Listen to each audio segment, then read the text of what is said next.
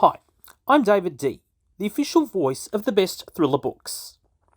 I'm here to introduce the next episode of Kashif's Corner. Today he asks, what recent thriller will be considered a classic by future readers? In my view, I think Jack Carr's The Devil's Hand will be considered a future classic. Anyway, here's Kashif. Hello everyone, I hope you're all doing well. This is Kashif's Corner.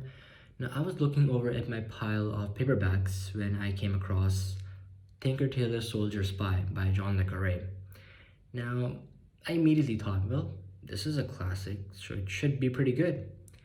And then I thought, well, what's a thriller that we've either already read or we're reading it right now, and we're sure it's going to be a classic down the line, let's say a few years down the line, or the next generation picks it up and goes, well, this is a classic thriller.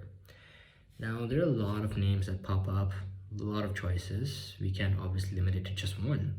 But I'll tell you the first book that popped into my head when I asked myself this question.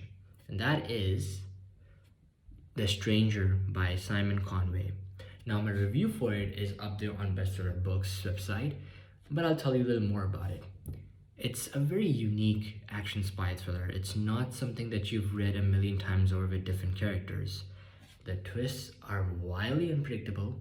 The characters are deeply flawed enough that they seem very realistic. And these are the good guys I'm talking about. The bad guys, they're on a whole other wavelength of messed up.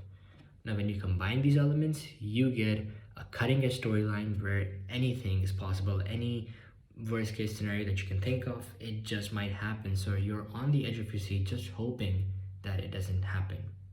And for anyone who's read the story, you know things aren't that simple. And if you haven't, you'll thank me for bringing it up so you can read it immediately before the sequel comes out this August. Now, that's my choice, The Stranger by Simon Conway, and I'm very excited to know what thriller you think is going to be considered a classic down the line.